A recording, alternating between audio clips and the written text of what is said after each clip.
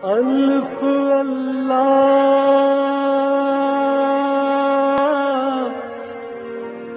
چمبے دی بوٹی میرے من وچ مرشد لائی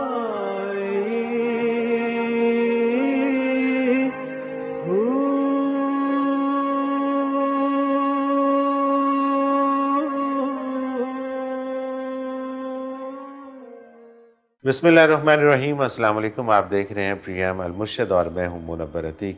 ناظرین محترم، آپ کے سوالات اور رہنمائی کے لیے ہمارے ساتھ موجود ہمارے بہت ہی محترم جناب حضرت امیر محمد اکرم ابان صاحب۔ آپ سلسلہ نقشبندیہ اویسیہ کے شیخ ہیں، مترجم قرآن ہیں، مفکر قرآن ہیں، شاعر ہیں، ادیب ہیں، بہت سے حوالے ہیں آپ کے تعارف کے۔ حضرت جی بہت شکریہ، آپ نے وقت دیا۔ سب سے پہلے تو ہم اپنے ٹاپک کی طرف آتے ہیں کہ لیلۃ القدر کی حقیقت پر روشنی ڈال دیجیے۔ الحمدللہ رب العالمین والصلاة والسلام علی حبیبہ محمد وآلہ وصحبہ اجمعین۔ اعوذ باللہ من الشیطان الرجیم، بسم اللہ الرحمن الرحیم۔ پہلے ایک پروگرام میں غالباً عرض کر چکے ہیں کہ یہ بہت عجیب بات تھی، اللہ جل شانہ کا کلام ہو، انسان اسے وصول کرے، اس کے لیے انسان کو بہت اعلیٰ درجے کا تزکیہ چاہیے تھا۔ بے شک۔ مولانا عبد القادر رائے پوری رحمۃ اللہ تعالیٰ علیہ معروف بین الاقوامی طور پر پہچانے جانے والے علماء میں سے تھے۔ وہ فرماتے ہیں میں نے بڑا سوچا کہ ہر کام جو ہے دنیا کا کسی سبب کے نتیجے میں ہوتا ہے، تو اللہ پاک خود قادر نے کرتے تو خود ہیں، سبب کا ایک حجاب آ گیا، اس وجہ سے وہ ہو گیا، اس وجہ سے وہ، یہ کیوں ہے؟ تو کہتے ہیں میں نے بڑا سوچا، محدث بھی تھے، مفسر بھی تھے، فقیہ بھی تھے، بڑا عرصہ سوچتا رہا، تو پھر مجھے سمجھ آئی کہ براہ راست ذات باری کی تجلیات سہنا مخلوق کے بس کی بات ہے۔ اللہ اگر یہ اسباب کا پردہ نہ ہو تو کائنات جل جائے۔ اللہ اکبر، بے شک بے شک، باقی کچھ نہ رہے۔ No doubt. کلام باری کو وصول کرنا کا میں عرض کیا کہ ایک ماحول اللہ نے بنوایا، ایک اپنے محبوب بندے کو نبوت سے نوازا، غیر انبیاء کو رمضان سے نوازا، ملکوتی اوصاف پورا معاشرہ اپنائے، سچ بولا جائے، اللہ کی عبادت کی جائے، اللہ اللہ کی جائے، کھانے پینے سے رک جایا جائے، فرشتوں کی طرح ہو جائے، ماحول پاکیزہ ہو جائے، تاکہ جو کلام وصول ہو نبی کریم صلی اللہ علیہ وسلم کو، اس سے آگے آپ نے وصول کرنا ہے، آپ کی بھی کوئی استعداد ہے۔ اب اس میں جب اس کی ابتدا ہوئی کہ ذات باری سے وہ حضور کے قلب اطہر پہ آئے، تو اس کے لیے جو لمحہ چنا گیا وہ لیلۃ القدر۔ سبحان اللہ، سبحان اللہ، وہ عظیم لمحہ اللہ اکبر، کہ جب وہی الہی کی ابتدا ہوئی۔ سبحان اللہ۔ اِنَّا أَنزَلْنَاهُ فِي لَيْلَةِ الْقَدْرِ وَمَا أَدْرَاكَ مَا لَيْلَةُ، ہم نے اسے لیلۃ القدر میں اس کا نزول فرمایا، تم کیا جانو لیلۃ القدر کیا ہے؟ سبحان اللہ، تجھے کیا خبر؟ ما أدراک ما، تجھے کیا خبر لیلۃ القدر کیا ہے؟ لیلۃ القدر خیر من الف شہر، یہ ایک رات 1000 مہینے سے بڑھ کر ہے۔ کتنی بڑھ کر ہے؟ 2 گنا ہے، 10 گنا ہے، 1000 گنا، یہ نہیں مقرر کیا۔ سبحان اللہ۔ ہر ایک کی اپنی اپنی ہے، جتنا جس کا خلوص ہے اتنی اس کی بڑھ کر ہے۔ تو یہ وہ لمحہ تھا جب کلام باری ذاتی اللہ کا، انبیاء پر نازل ہوتی نہیں کتابیں، وہی بھی آتی رہی، لیکن جو کتابیں آتی تھیں بنے بنائے صحیفے آ جاتے تھے۔ اچھا، کتاب بنی بنائی مل جاتی تھی نبی کو، صحیح۔ اس طرح لفظ بلفظ وحی سے نبی کو لکھوائی پڑھائی نہیں گئی۔ سبحان اللہ، اچھا، صحیح۔ موسیٰ علیہ السلام کو تورات مل گئی، انجیل مل گئی، عیسیٰ علیہ السلام کو زبور مل گئی، داؤد علیہ السلام کو، لیکن بنی بنائی کتابیں یہ لو، وہ ایک اور بات، وہ ایک اور بات۔ بالکل صحیح. اب عیسیٰ علیہ السلام پہ پوری زندگی میں 11 دفعہ وحی نازل ہوا. نوح علیہ السلام 1400 سال دنیا میں رہے، 950 سال تو کفر سے لڑتے رہے. بالکل ٹھیک. اس کے بعد طوفان آیا، پھر اس کے بعد پھر انہوں نے روئے زمین کو آباد کیا. تو مورخین کے مطابق 1400 سال آپ کی عمر تھی، 50 دفعہ وحی نازل ہوئی 1400 سالوں میں. 1400 سالوں میں. آدم علیہ السلام ابو الانبیاء سب سے پہلے نبی تھے، 10 مرتبہ وحی نازل ہوئی پوری لائف میں. آپ کی عمر بھی سینکڑوں سالوں میں تھی. بالکل صحیح. نبی کریم صلی اللہ علیہ وسلم پر 23 برسوں میں 30,000 مرتبہ وحی نازل ہوئی. 30,000 مرتبہ. 30,000 مرتبہ 23 برسوں. سبحان اللہ. ان تجلیات کے نزول کی ابتدا لیلۃ القدر کو. سبحان اللہ. تو اسے اللہ نے اتنی فضیلت دے دی کہ وہ 1000 مہینوں سے افضل ہے. یعنی اس کے ایک لمحے کی عبادت 1000 مہینوں سے افضل ہے. اور علماء حق فرماتے ہیں کہ جس نے عشاء کی نماز باجماعت پڑھ لی اور سو گیا اور فجر پھر باجماعت پڑھ لی، اس نے لیلۃ القدر پا لی. صحیح. اگر کوئی جاگتا رہا، اللہ اللہ کرتا رہا، تلاوت کرتا رہا، ذکر اذکار کرتا، وہ تو اور بات ہے نا. صحیح. اگر کوئی عشاء باجماعت پڑھ کر سو گیا اور فجر اٹھ کر باجماعت پڑھ لی، تہجد بھی نہیں پڑھے، ذکر بھی رات میں، تو لیلۃ القدر اس نے بھی پا لی. بالکل صحیح. یہ جو جھگڑا ہوتا ہے نا، یہ اللہ کریم کسی کو ضائع نہیں کرتے. اور پھر حضور نے فرمایا کہ اسے رمضان کی آخری طاق راتوں میں تلاش کرو. معین نہیں فرمایا. 21 رمضان کو بھی ہو سکتی ہے، 23 کو بھی ہو سکتی ہے، 25 کو بھی، 27 کو بھی، 29 کو بھی ہو سکتی ہے. صحیح. پھر اللہ کے کرم کی ایک اور بڑی بات ہے کہ ایک ہی رات کائنات کے لیے نہیں ہوتی. اچھا. مختلف راتوں میں مختلف جگہ نزول ہوتا ہے. سبحان ساری اللہ. کائنات کو سیراب کیا جاتا ہے. بالکل صحیح. ایک رات میں ہوتی تو اب یہاں رات ہے، کہیں دن ہوگا، دن ہوگا تو وہ محروم رہ وہ جاتے تو ہیں. محروم رہ گئے بے شک. کہ نہیں. یہ سوال اکثر ہوتا ہے. نا یہ ایسے ہوتی ہے کہ ہو سکتا ہے یہاں شب قدر ہو اور لاہور نہ ہو. صحیح. اور ہو سکتا ہے جس دن لاہور ہو اس دن یہاں نہ ہو. جس دن لاہور ہو کراچی نہ ہو، جس دن پاکستان میں ہو اس دن افغانستان میں نہ ہو، جس دن افغانستان میں ہو اس دن ہندوستان میں نہ ہو. تو یہ جو ساری راتیں ہیں، طاق راتیں، ہر رات کو لیلۃ القدر ہوتی ہے. ہوتی کہاں کہاں اس کا نزول، یہ اللہ کی اپنی تقسیم. بالکل صحیح. آپ کے حصے میں کون سی رات ہے، اس لیے حضور نے فرمایا ساری راتیں انتظار کر لو. صحیح. تو صحیح. یہ وہ لمحہ ہے کہ جب کلام باری کا نزول قلب اطہر پر ہوا اور عالم انسانیت کا رابطہ بارگاہ الوہیت میں ہوا نبی علیہ الصلوۃ والسلام کے طفیل، تو اس رات کو اتنی فضیلت عطا کر دی گئی. اس سے آپ اندازہ کر لیں کہ اکرام نبوت کتنا ہوگا اور نبی کی عظمت کیا ہوگا. سبحان اللہ. کوئی شک نہیں. اگر وہ لمحہ اتنا قیمتی ہے تو بے جو شک، اس چیز بے کا شک. محبت اور مرکز ہے جو مرکز ہے. ہستی، تو اس کی کیا لیلۃ القدر کو آپ تلاش کرتے ہیں اور ساری عمر نبی کریم کی نافرمانی کرتے رہتے ہیں. کون سی لیلۃ القدر ہے؟ بالکل ٹھیک بات. بالکل ٹھیک بات. کیا آپ پائیں گے آپ لیلۃ القدر سے؟ کچھ بھی نہیں. کون دے گا آپ کو لیلۃ القدر؟ یہ تو میاں زندگی دینی پڑتی ہے، اپنا اختیار چھوڑنا پڑتا ہے، اپنی عقل کو خیر باد کہنا پڑتا ہے، بندہ بے دام بننا پڑتا ہے کہ جو حضور کہہ رہے ہیں میں وہ کر رہا ہوں. اس میں کیا فائدہ ہے کیا نقصان ہے یہ میرا مسئلہ نہیں ہے، یہ کروانے والوں کا مسئلہ ہے. جنہوں نے حکم دیا، مالک نے حکم دیا یہ صوفہ وہاں، میں نے وہاں لگا، وہاں ٹوٹتا ہے بھائی چاہیے مالک کا صوفہ اس کا.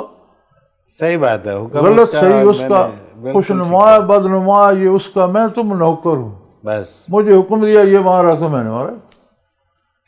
اسلام اس کا نام ہے. اگر آپ لیلۃ القدر کے اتنے شائق ہیں، رمضان کے اتنے آپ قدردان ہیں، تو یار جس کی وجہ سے یہ سب ہوا اس کی عظمت کدھر ہے؟ اور وہ تو لمحہ لمحہ اتباع چاہتی ہے. روزی آپ کیسے کما رہے ہیں، والدین کے ساتھ سلوک کیا ہے، بیوی بچوں کے ساتھ کیا ہے، پڑوسیوں کے ساتھ کیا ہے، رشتہ داروں کے ساتھ کیا ہے، دشمنی کی حدود کیا ہیں، دوستی کی حدود کیا ہیں، کمانا حرام ہے یا حلال ہے۔ تو لمبا مسئلہ بن جاتا ہے بھائی، بات ایک ہی ہے، فتح بھی ہوئی، بے شک بے شک، کہ نہیں؟ کوئی شک نہیں ہے اس میں۔ آپ دامن نبوت تھام لیں، لیں، ساری راتیں آپ کو مل جائیں گی، سارا کچھ مل جائے گا، سارا اور ہر کچھ، ایک چیز لیلۃ سے آپ، القدر بھی مل جائے گی، جنت بھی مل جائے گی، بخشش بھی ہو صحیح جائے، بات ہے، کیا کیا کچھ اس دامن میں ہے، دامن ہاتھ میں آئے تو بات تو ساری یہ ہے کہ کہ اس نہیں؟ دامن کو پکڑا تو تو آپ جائے۔ نے دامن ہم نے چھوڑ دیا، صحیح بات، چیزیں تلاش کرتے پھرتے کرتے ہیں، پھر چیزیں باہر کہاں ملیں گی؟ صحیح بات ہے، صحیح بات ہے، دامان رسالت کے بعد تو یہ نعمتیں نہیں نعمتیں نہیں ہیں، ہیں جی۔ بالکل ٹھیک تو بات، اس دامن پاک کو تھام لو، سارے کام سب ہو، کچھ مل جائے گا، سب کچھ مل جائے گا، بیٹھے بٹھائے مل جائے لوح گا۔ و قلم تیرے ہیں جی، بالکل۔ پھر تو سب کچھ تیرا ہے۔ حضرت جی مجھے ایک بریک پہ جانا ہے، اتنا خوبصورت ٹاپک ہے، دل تو نہیں چاہتا کہ بریک لی جائے، اس کو کنٹینیو کیا جائے، لیکن سوالات بھی بہت سارے ہیں، میں چاہوں گا کہ جب واپس آئیں تو ان سوالات پہ بھی بات ہو۔ ناظرین محترم، اگر آپ بھی اس پروگرام میں اپنے سوال کے ذریعے شامل ہونا چاہیں تو اسکرین پہ ہمارا نمبر موجود ہے، آپ نوٹ فرما لیجیے 0333495521، اور اسی طرح سے آپ ہمیں ای میل کے ذریعے بھی اپنا سوال بھیج سکتے ہیں۔ المرشد.tv کی ویب سائٹ پہ کوسچن کے آپشن میں جا کر سرچ کوسچنز کے ذریعے اپنے سوال کو ایک بار سرچ کر کے دیکھ لیں۔ اگر آپ کا موضوع پہلے ہی پروگرام کا حصہ بن چکا ہے تو آپ متعلقہ پروگرام میں اپنے سوال کا تفصیلی جواب سن سکتے ہیں۔ بصورت دیگر آپ اپنا سوال ہمیں سینڈ کر دیجئے، ہم اسے پروگرام کا حصہ بنائیں گے۔ ناظرین محترم، آپ کے تمام بھیجے گئے سوالات اس ویب سائٹ میں محفوظ ہو جاتے ہیں، آپ انہیں نام، شہر یا موضوع کے اعتبار سے کبھی بھی سرچ کر سکتے ہیں۔ اس کے علاوہ آپ اس ویب سائٹ میں قرآن کے آپشن میں جا کر حضرت جی کے اردو اور انگلش میں تراجم اور حضرت جی کی پنجابی اور اردو میں بیانیہ تفاسیر سے بھی فیض یاب ہو سکتے ہیں۔ ایک مختصر کمرشل بریک، حاضر ہوتے ہیں، ہمارے ساتھ رہیے گا۔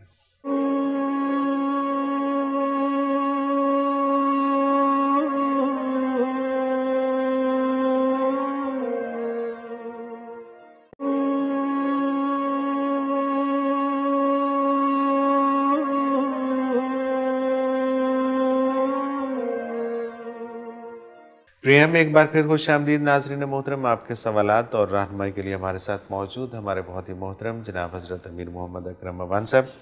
حضرت جی، نفیسہ اکرام ہے کراچی سے، یہ کہتی ہیں اعتکاف ایسی عبادت ہے جو رمضان المبارک میں مقرر کی گئی ہے، اس سے اعتکاف کی اہمیت ثابت ہوتی ہے یا رمضان المبارک کی؟ بیٹے، عبادات میں مقابلہ نہیں کیا جاتا، تعمیل ارشاد کی بات ہے۔ یہ جو پہلے بات ہو رہی تھی، ہر عبادت جو ہے اس کا اپنا مقام و مرتبہ ہے، ہر عبادت کا اپنا اپنا درجہ ہے، اور پورے خلوص سے ساری عبادتیں کرنی چاہیے۔ صحیح۔ عبادات میں آپس میں مقابلہ درست نہیں ہوتا کہ نماز افضل ہے یا روزہ افضل ہے۔ نماز بھی ضروری ہے، روزہ بھی ضروری ہے، وہ بھی فرض ہے، وہ بھی فرض ہے۔ بے شک بے شک، استطاعت ہو تو حج بھی فرض ہے۔ صحیح۔ ہم اولویت دے لیتے ہیں، ایک کے پاس پیسے نہیں ہے، وہ میں نے لوگوں کو دیکھا ہے مانگتے پھرتے ہیں، میرا دل کرتا ہے حج کو میری مدد کرو۔ جب تم پہ فرض نہیں ہے تو دل کیوں کرتا ہے؟ بالکل ٹھیک بات ہے۔ جو یہاں چیزیں فرض ہیں وہ پوری کر لیں، بے شک، وہ چھوڑ دیتے ہیں۔ جو فرض ہے وہ جو فرض نہیں ہے اس کے لیے سب اس کچھ کے لیے دل کرتا ہے، کیونکہ سیر کرنے کو دل کرتا ہے نا بیسیکلی۔ تو بچے، عبادات میں تقابل نہیں ہوتا کہ کون سی، سب اللہ کی اطاعت، بے شک بے شک۔ اس میں کوئی مقابلہ ہے۔ منیر احمد ہے لاہور سے، الحمدللہ کئی مرتبہ طاق رات میں عبادت کا موقع ملا مگر کسی نشانی کا ظہور نہ ہوا۔ حضرت جی، کیا ضروری ہے کہ جس شخص کو یہ بابرکت رات ملے اسے اس رات کے حوالے سے کوئی نشانی بھی نظر آئے؟ یہ بھی ایک عمومی کانسیپٹ ہے۔ میں بچے پہلے عرض کر چکا ہوں کہ علماء حق فرماتے ہیں کہ جس نے عشاء کی نماز باجماعت پڑھی، دن کو روزہ رکھا، رات باجماعت نماز بھی پڑھ لی، تراویح پڑھ لی، پھر اٹھ کر فجر باجماعت پڑھ لی، تو اگر رات کو لیلۃ القدر تھی تو اس کا ثواب اسے مل جائے گا۔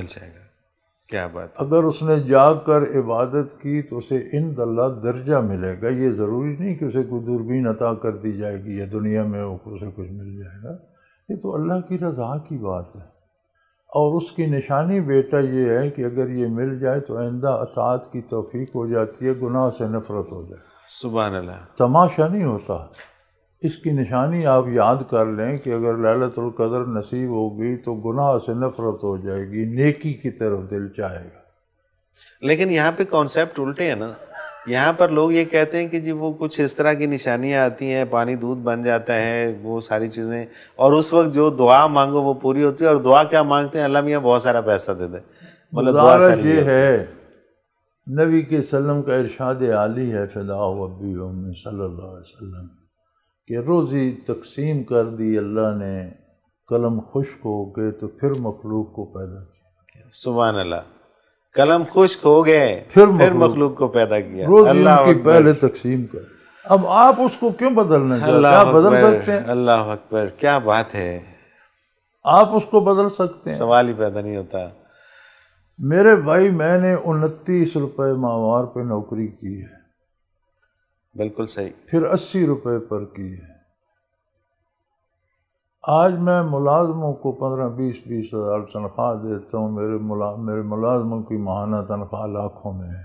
بے شک، اس کی اپنی تقسیم ہے، اور جس وقت جو ملنا ہے، جو ملنا ہے، جس وقت ملنا ہے، کوئی اس میں ہماری ہم تو وہی ہیں، ہماری قابلیت ہوتی تو روز اول سے ہوتی۔ صحیح بات ہے۔ کیوں 29 روپے پہ نوکری کرتے؟ اللہ اکبر، کیوں 50 اور 80 روپے کیوں نوکری کرتے؟ اگر یہ معلوم ہو کہ اتنے پیسے آنے ہیں تو نوکری نہ کرتے، کیا کرتے؟ صحیح بات ہے۔ تو یہ تو اس کی اپنی تقسیم ہے۔ آپ اللہ سے صلح کر لیں، بس سیدھی سی بات۔ ہر بندہ اللہ سے ناراض ہے، بگڑا ہوا ہے، میرا یہ نہیں ہوا، میرا وہ، یار صلح کر لو، کہو مالک جو تو کرتا ہے مجھے منظور۔ اللہ اکبر، بدل تو سکتے نہیں۔ بے شک، بے شک۔ کون بدل سکتا ہے؟ تم نفل پڑھو، تم تسبیحات پڑھو، تم وظیفے پڑھو، یہ پیر، یہ مولوی، میرے سمیت کوئی بھی اسے تبدیل نہیں کر سکتا۔ اپنا معاملہ اس نے دیکھو کتنی عظیم ذات اور کریم ذات ہے اس کی، سارا نظام بنانے کے بعد پھر آپ کو اجازت دے دی کہ تم اپنی رائے کا اظہار کر سکتے ہو۔ صحیح، فیصلہ تو نہیں بدلوں گا لیکن تمہیں بات کرنے کا انعام ضرور دوں گا۔ کیا بات ہے۔ ذرا کسی حکمران سے کہو کہ 20 کروڑ بندوں کو اجازت دے دے کہ تم اپنی بات نوٹ کرا سکتے ہو، ناراض ہم نہیں ہوں گے، سب کو کچھ نہ کچھ معاوضہ بھی دیں گے۔ ممکن ہے؟ سوال ہی پیدا نہیں ہوتا، اور اگر ایسا ہوگا تو کئی پھانسی پہ چڑھے ہوں گے۔ تو پھر اسی کی بارگاہ، یہ تھوڑی رعایت ہے تم اس کی بارگاہ میں اپنی باتیں عرض کرو، اپنی بات جو چاہتے ہو مانگو، جو کرو، ہوگا وہی جو اس کا فیصلہ ہے۔ تمہیں بات کرنے کی اجازت ہے، یار تم بات کا مزہ لے لو۔ بے شک، بات کرنے میں بھی تو ایک مزہ ہے، کوئی شک نہیں ہے، ہاں جی۔ کوئی شک وہ نہیں تو علامہ مرحوم نے کہا تھا نا کہ دل دارند و محبوب ندار، ہاں، اللہ نے ان کو دل تو دیا ہے، پہلے کا محبوب کوئی نہیں۔ آپ نے کسی سے محبت کی ہوتی، پھر آپ اس کے پاس تنہائی میں بیٹھ کر باتیں کرتے، آپ کو اندازہ ہوتا کہ محبوب کے ساتھ کوئی لمحہ مل جائے، کتنا غنیمت ہے، وہ کتنا غنیمت اور کتنی لذت ہے اس میں۔ اللہ، کوئی شک نہیں۔ تو آپ اللہ سے، اللہ کے حبیب سے محبت کرتے تو آپ کو نماز میں مزہ آتا، آپ کو روزہ میں مزہ آتا، آپ کو تسبیحات میں لطف آتا، آپ کو دعا مانگنے کا الگ مزہ ملتا کہ میں بات تو اللہ سے کر رہا ہوں، میں کیا، میری حیثیت کیا، وہ بارگاہ کیا، دیکھو میں سیدھا یا اللہ ایسا کر دے، ایسا کر، ہو نہ ہو۔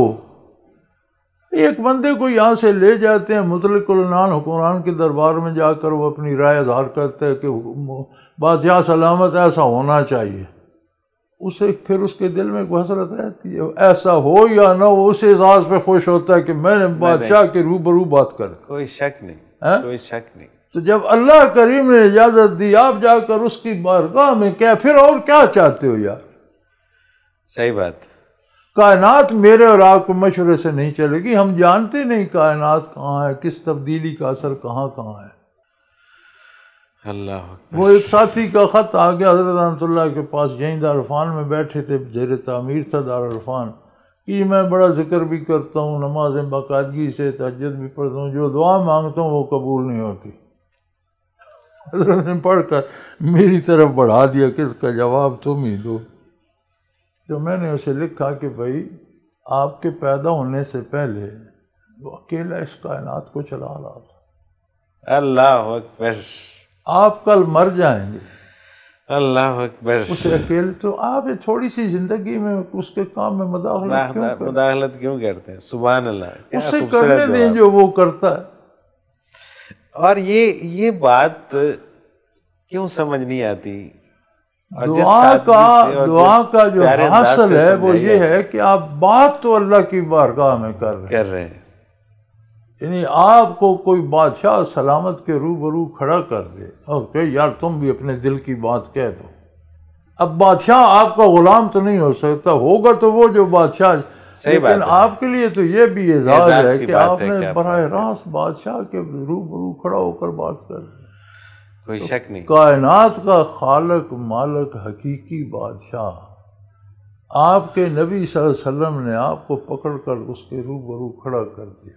اللہ آپ اپنی جھلی سچی جھوٹی بے وقوفانہ یا عقل مندانہ جو آپ کے دل میں آپ کہہ دیتے ہیں وہ آپ سے ناراض ہیں، الٹا انعام دے کر رخصت کرتے کہ اچھا ہے تم آئے ہو، میں تمہیں سبحان اللہ اپنی شان کے مطابق انعام دیتا ہوں.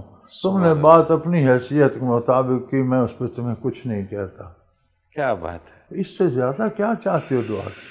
اللہ اکبر. اللہ اکبر. اور وہ بڑی خوبصورت بات کہ تمہارے پیدا ہونے سے پہلے بھی وہ نظام چلا رہا تھا، بعد میں بھی چلائے گا. تو یہ 4 سال جو تم ہو کیوں پنگا لیتے ہو؟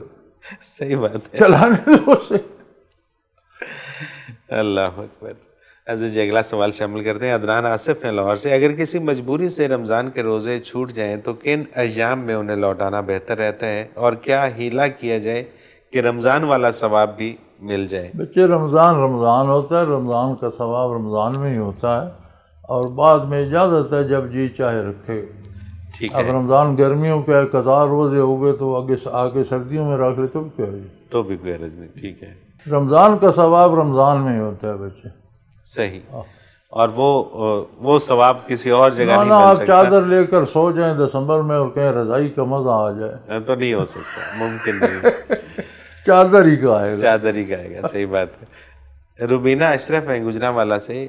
میں پنجاب یونیورسٹی کی طالبہ ہوں، کیا میں ہاسٹل میں اعتکاف بیٹھ سکتی ہوں؟ ان کا دوسرا سوال ہے کہ کیا اعتکاف بیٹھنے کی صورت میں میں اپنا تھیسس مکمل کر سکتی ہوں جبکہ میرا سبجیکٹ بھی اسلامیات ہے؟ آپ کو بچے اعتکاف بیٹھنا نہیں چاہیے، نفلی عبادت ہے. ٹھیک ہے. آپ اپنی پڑھائی پہ پوری توجہ دیں، اللہ آپ کو کامیاب کرے.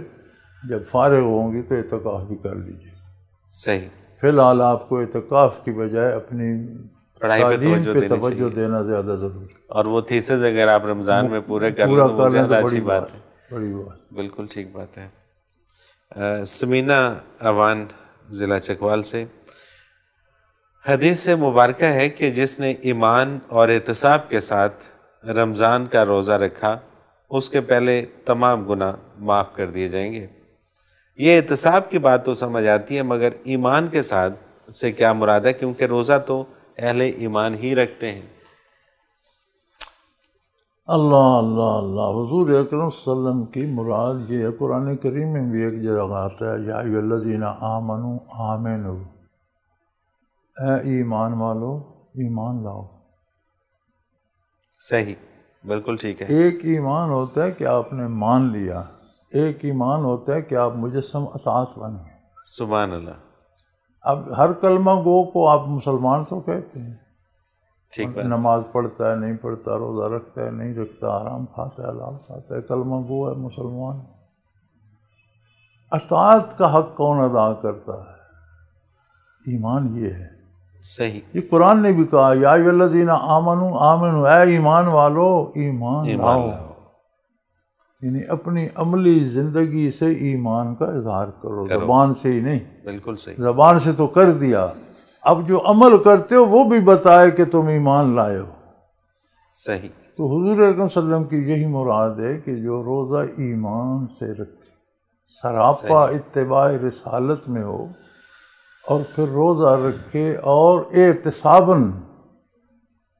احتساب بھی کرے کہ میں نے کس حد تک اطاعت کی، کتنی کمی رہ گئی. صحیح. کتنی خطائیں کی،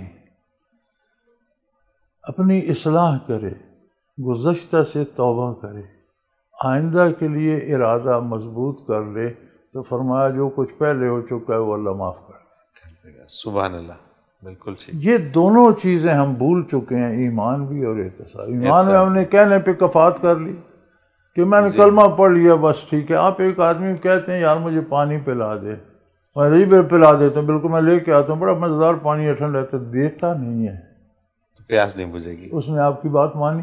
بالکل نہیں۔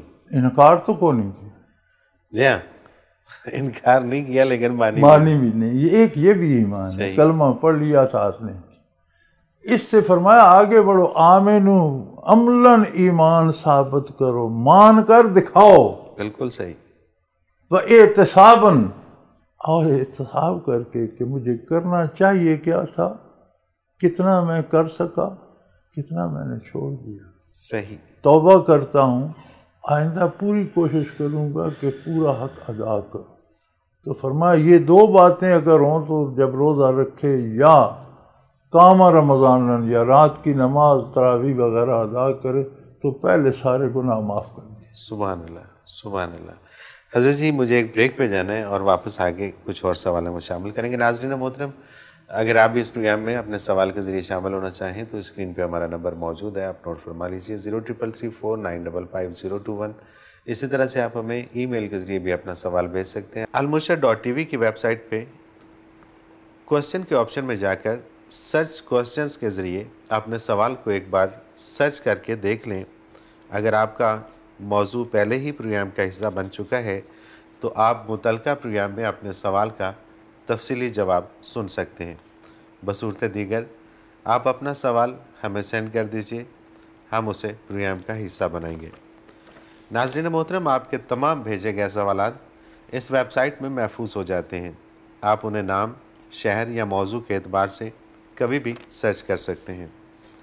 اس کے علاوہ آپ اس ویب سائٹ میں قرآن کے آپشن میں جا کر حضرت جی کے اردو اور انگلش میں تراجم اور حضرت جی کی پنجابی اور اردو میں بیانیہ تفاسیر سے بھی فیض یاب ہو سکتے ہیں۔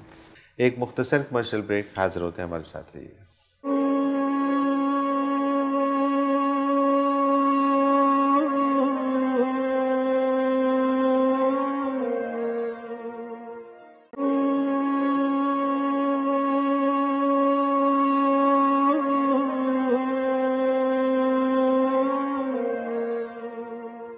پروگرام میں ایک بار پھر خوش آمدید ناظرین محترم۔ آپ کے سوالات اور رہنمائی کے لیے ہمارے ساتھ موجود ہمارے بہت ہی محترم جناب حضرت امید محمد اکرم افغان صاحب۔ حضرت جی اگلے سوال شامل کرتے ہیں۔ آصفہ اکرم ہے لاہور سے۔ بعض خواتین نماز تراویح مسجد میں پڑھنے کو ترجیح دیتی ہیں تاکہ قرآن پاک بھی سنا جا سکے، کیا اس نیت سے مسجد میں نماز تراویح پڑھنا افضل ہے یا گھر میں؟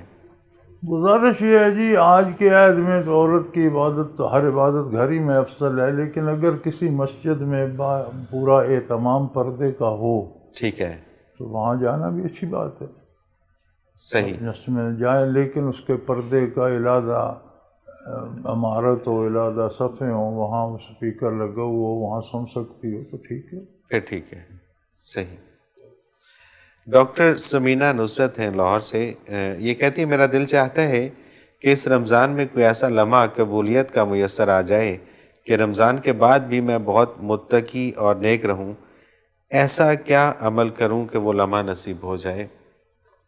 بچے، رمضان کا ایک ایک لمحہ انہی برکات سے بھرپور ہے، ٹھیک ہے، ہر لمحہ جو ہے وہ ہر لمحہ ان برکات سے بھرپور ہے، اتنا ہی قیمتی ہے، ہر لمحہ، دن اور رات کا، روزے کے ساتھ بھی اور افطاری کے بعد بھی، اور عمل ہے اتباع رسالت، صحیح، کوئی ایک عمل نہیں ہے، ایز اے ہول یہاں تو زندگی دینی پڑتی ہے، جہاں بھی تیری تھی جان دی ہم نے، حق تو یہ ہے کہ حق ادا نہ، حق تو یہ ہے کہ حق ادا نہ، تو یہ تو بچے زندگی دینی پڑتی ہے، غلامی اپنا لو، اپنی رائے چھوڑ دو، بات بن جائے، بالکل صحیح بات ہے۔ کوئی ایک عمل مختص نہیں کیا جا سکتا، یہ عاملوں اور مولویوں کے یہ کیفیت ہے جو آپ کے اندر اگر آ گئی تو آپ پھر پوری زندگی آپ کی جو ہے وہ اسی طرح سے گزرے گی جیسے انہوں نے سوال میں لکھا ہے، اور اگر وہ کیفیت نہیں آئی تو پھر کوئی کچھ فائدہ نہیں، پھر کوئی فائدہ۔ رسومات ہیں، اٹھک بیٹھک کر۔ اچھا، یہ عمومی طور پہ ہم یہ دیکھتے ہیں کہ رمضان المبارک میں مسجدیں بھر جاتی ہیں، بڑا اہتمام ہوتا ہے، جس نے کبھی زندگی میں نماز نہیں پڑھی وہ بھی نماز پڑھنا شروع کر دیتا ہے، لیکن جیسے ہی رمضان گزرتا ہے تو یہ معاملات پھر وہ یہ عتیق منور میاں یہ کیفیت سے نہیں آتے، رواج سے آتے۔ صحیح، ایک رواج ہے کہ کہو یار پہلے نہیں، کم از کم رمضان میں تو نماز پڑھو، صحیح، بالکل ٹھیک ہے۔ تو اس میں جمع ہو جاتے، رمضان ختم ہوتا ہے چھٹی کر جاتی۔ اگر وہ کیفیت نصیب ہوتی تو پھر سارا سال ویسے پھر نہ چھوڑتے، رمضان میں ہی بن جاتی۔ صحیح بات۔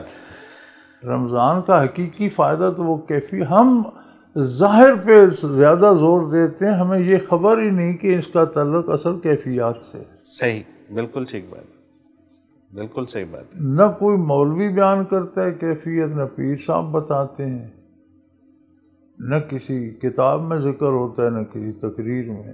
اصل بات تو اس کیفیت کی ہے کہ آپ نے روزہ رکھا، بھوک پیاس برداشت کی، مسجد آئے، وضو کیا، قبلہ رو ہو گئے، اللہ کریم سے محو گفتگو ہو گئے، وہ رو برو ہے، آپ سجدہ کر رہے ہیں، تو سامنے ہو میں سجدہ کروں، تب لطف ہے سجدہ کرنے کا۔ اللہ اکبر، ہاں جی، بے شک۔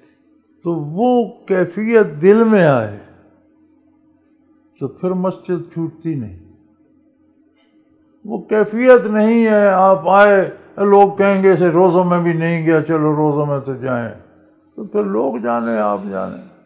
صحیح بات ہے، صحیح بات، روزے ختم، رواج ختم۔ روزے ختم، رواج ختم، صحیح بات ہے۔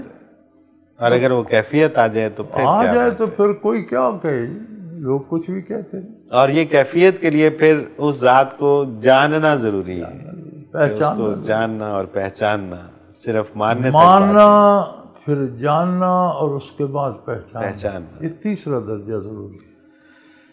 اللہ اکبر، کہ پہچاننا بہت ضروری مان ہر کوئی لیتا ہے، جانتے بہت کم ہیں۔ کم ہے، جانتے اکثر ہیں، پہچان پہچانتے تک بڑے ہے۔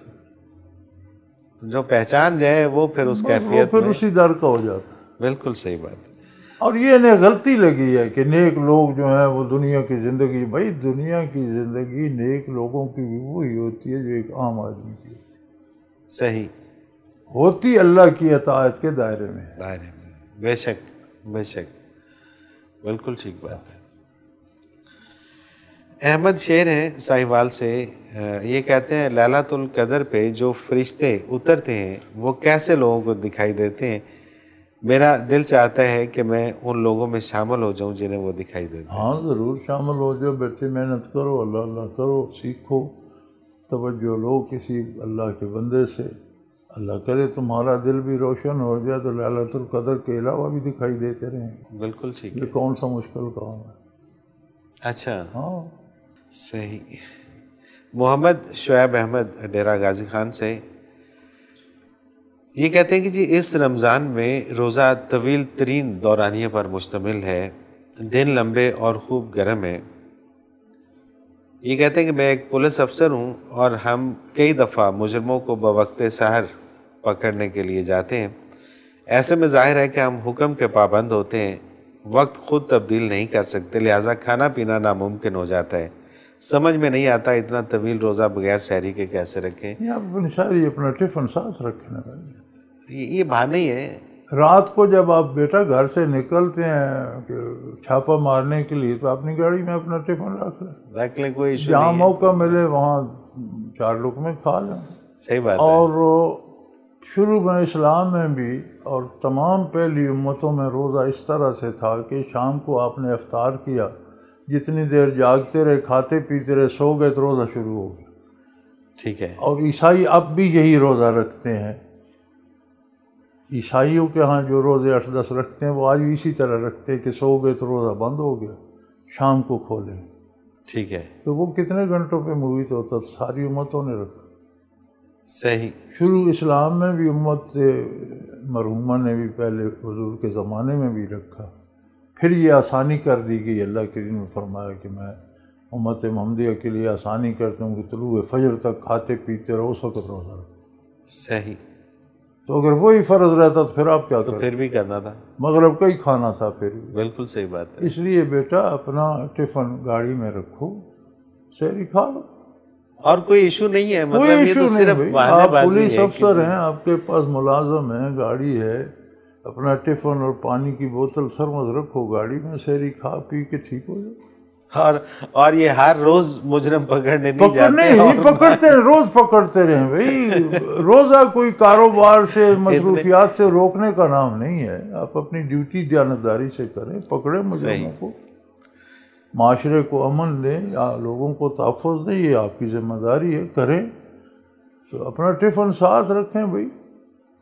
بالکل صحیح بات ہے، بالکل آج کل تو وہ ملتے ہیں ٹفن جن میں کھانا ٹھنڈا بھی نہیں ہوتا بھائی، آج کل تو گاڑیوں میں بھی وہ لگی گرم ہوئی رہتا ہے، اور دوہرا ثواب ملے گا نا، لوگوں کو امن و امان کے حوالے سے ان کی حفاظت کرنے کا ثواب بھی ملے گا اور روزہ رکھنے کا ثواب بھی ملے گا۔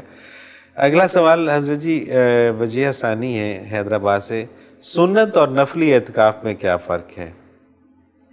بچے، سنت اعتکاف وہ ہوتا ہے جو 20 رمضان کی شام کو شروع ہوتا ہے حضور کی عادت مبارک کے مطابق، اور پھر شوال کا چاند نظر آنے پہ ختم ہوتا ہے، یہ سنت اعتکاف ہے۔ نفلی اعتکاف آپ کبھی بھی اور کسی وقت بھی اور کتنی دیر کا بھی کر سکتے ہیں۔ ٹھیک ہے، آپ نماز پڑھنے سے جماعت سے 15 منٹ پہلے مسجد میں چلے کے آپ نیت کر لیتے ہیں میرا 15 منٹ کا اعتکاف، یہ نفلی اعتکاف ہے۔ جماعت ہوئی، آپ فارغ ہو کے چلے، آپ کو 15 منٹ کے اعتکاف کا ثواب ملے گا۔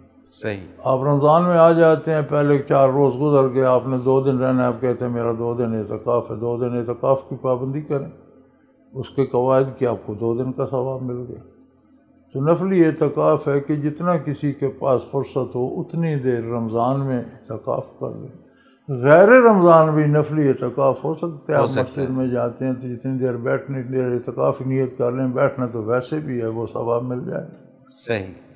تو نفلی اعتکاف کے لیے نہ رمضان شرط ہے اور نہ کوئی وقت کی قید ہے۔ سنت اعتکاف کے لیے رمضان بھی شرط ہے، روزہ بھی شرط ہے، اور 20 سے شروع ہو کر شوال کے چاند نظر آنے تک محیط ہے۔ صحیح، یہ فرق، بالکل یہ فرق ہے۔ ان کا دوسرا سوال ہے کہ ان دونوں میں سے زیادہ ثواب کس کا ہے؟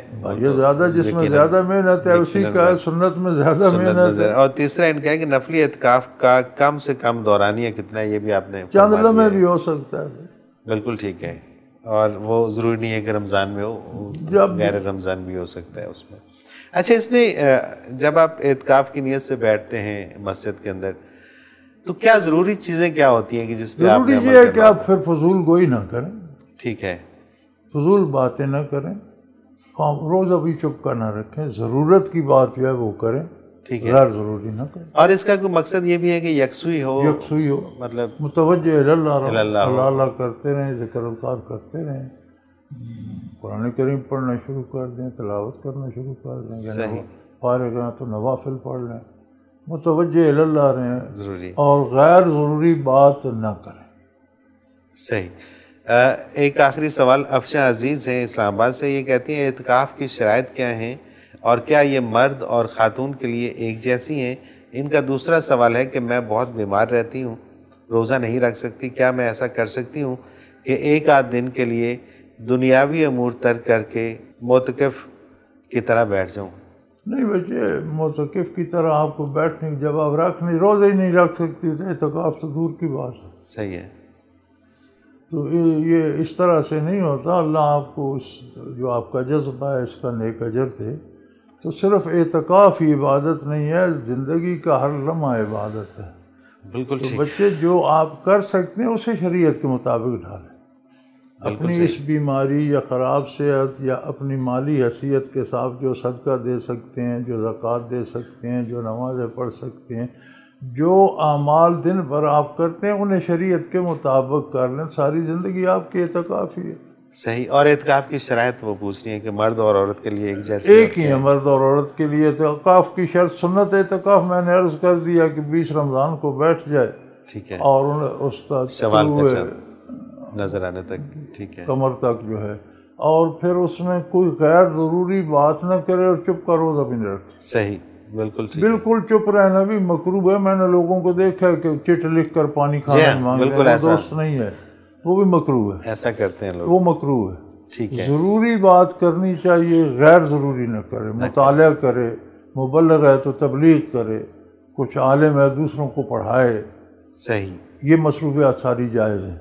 ठीक है। ज़रूरत के लिए मुझे मेरे कपड़े ला दो या मुझे पानी अफ्तारी में फ़लाँ चीज़ से करूँगा, ये सब दुरुस्त है, दुरुस्त है। बिल्कुल चुप कर जाना भी मकरूह है, बिल्कुल ठीक और है। गैर ज़रूरी बात करना भी मकरूह है, बिल्कुल सही।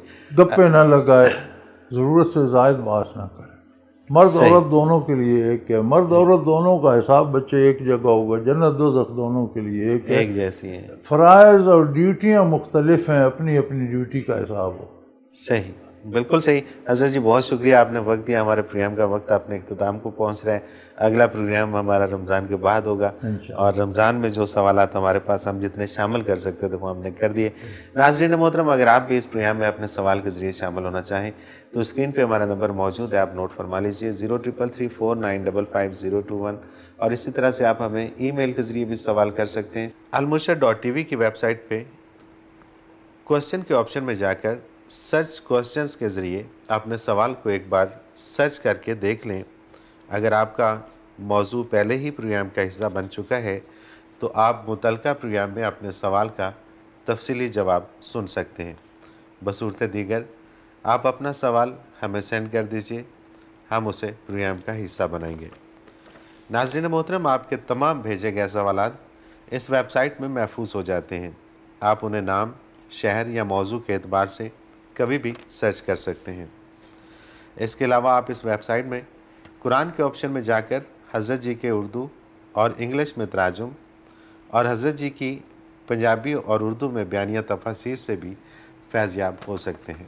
इसके साथ ही आज के प्रोग्राम का वक्त अपने इख्तिताम को पहुंचा। मुनव्वर अतीक को इजाज़त दीजिए। अल्लाह हाफ़िज़।